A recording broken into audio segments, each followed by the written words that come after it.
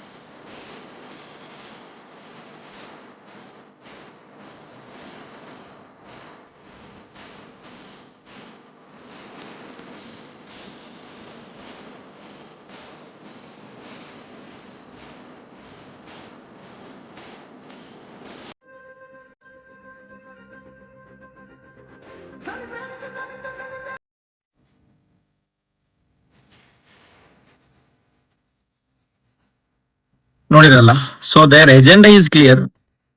It is not about changing the nation, changing the ruling party ಅಷ್ಟೇ. Again it will become a normal, a common another political party ಬರಲಿ, ಅದರಲ್ಲೇನು ಆಗ್ಬಾರ್ದು ಅಂತಿಲ್ಲ. But ನಾವು ಕೊಟ್ಟಂತ ಭರವಸೆ ಏನು ಅದನ್ನ ಈಡೇರಿಸುವ ಇದರಲ್ಲಿ ಪಾಯಿಂಟ್ ಅಲ್ಲಿ ವರ್ಕ್ ಮಾಡ್ಬೇಕು ಹೊರತು ಯಾವುದೋ ಒಂದು ಪಾರ್ಟಿನ ಟಾರ್ಗೆಟ್ ಮಾಡಿಕೊಂಡು ಅಥವಾ ಅದರ ಹಿಂದೆ ವರ್ಕ್ ಮಾಡಿದಾಗ there become also one common political party ಆಗುತ್ತೆ. ಹಾಗಾಗಿ ಇಲ್ಲಿ ಯುವಕರು ಸುಮ್ಮನೆ ಏನೆಲ್ಲ ಅಂದ್ಕೊಂಡು ಇದನ್ನ ಫಾಲೋ ಮಾಡೋ ಬದಲು ಅದರ ಎಜೆಂಡಾ ಏನು, ಅದರಲ್ಲಿರುವವರ ಮೈಂಡ್ ಸೆಟ್ ಹೇಗಿದೆ ಅನ್ನೋದ್ರ ಬಗ್ಗೆ ಥಿಂಕ್ ಮಾಡ್ಬೇಕು ಅನ್ನೋದು ನನ್ ಪಾಯಿಂಟ್. ಬಿಟ್ರೆ I am not against any political party ಅಥವಾ ಈಗ ಏನು ಮೂವ್ಮೆಂಟ್ ಆಗ್ತಿದೆ ಅಂದ್ರೆ ಅಗೇನೆಸ್ಟ್ ಅಲ್ಲ. ಬಟ್ ನಾವೊಂದಿಷ್ಟು ರೆವಲ್ಯೂಷನರಿ ಮಾತನಾಡಬೇಕಾದ್ರೆ ನಮ್ಮ ಎಜೆಂಡಾ ಏನು ಅಂತ ನಮ್ಗೆ ಕ್ಲಿಯರ್ ಇದ್ದಾಗ ಅದರ ಪರವಾಗಿ ವರ್ಕ್ ಮಾಡ್ಬೇಕು ಹೊರತು ಅಲ್ಲಿ ಮತ್ತೆ ಅದನ್ನ ಡೈವರ್ಷನ್ ತಗೊಳ್ಳುವಂತದ್ದು ತುಂಬಾ ಡೇಂಜರಸ್ ಆಗುತ್ತೆ.